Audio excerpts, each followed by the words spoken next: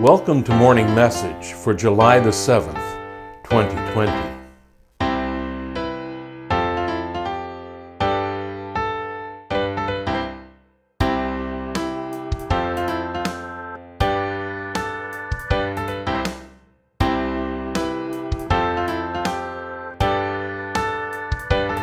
On Sunday, just after church, we left for Dartmouth, Nova Scotia to visit my mother and to spend a little bit of time with my family. And it was wonderful. It was a really enjoyable 24 hours or so away. And thankful that the Atlantic bubble has been created to allow us to do that. It's been some time since I've seen my mom. So that was really nice. The difficult part of it, of course, was the anticipation, particularly around what was going to happen at the borders. The reality was that it wasn't all that bad for us. We thought midday on Sunday would be a particularly bad time. And when we got to the New Brunswick-Nova Scotia border, there was a long lineup. It took us probably about half an hour. It's probably added 35 minutes to our trip because of that border stop. But people were friendly and courteous, and it all went very well. At one point, I'm stopped in traffic, and we're on the big 4-lane highway with a big median in between. End up having a conversation with people going the other way, because our windows happened to be open. Some person was on their way to the Irving Big Stop. And had to come back to Nova Scotia right away.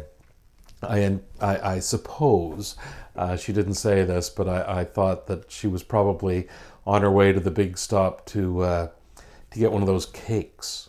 I don't even know if they're real, but they look really good. I never had a piece, but those cakes they have in the display thing there at the big stop in Allac, they look really good. So I assume that was the thing that would make her trip worthwhile.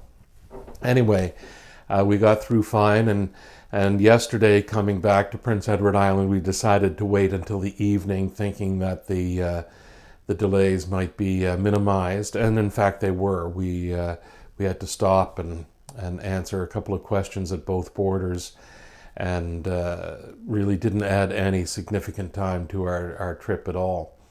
I think in both cases there might have been one car in front of us. So I wanted to just talk a little bit today about anticipation and the spiritual cure for anticipation. I think it was Carly Simon sang that big song in the 70s about anticipation. And anticipation is one of those things that has a kind of a double edge to it. It can be that you're anticipating something pleasant, like a party. It could also be that you're anticipating something that might be unpleasant, like a trip to the dentist. Anticipation deals with both of those things.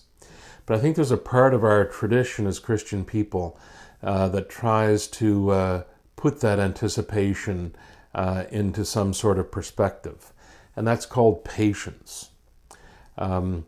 It's probably something that the world needs more of.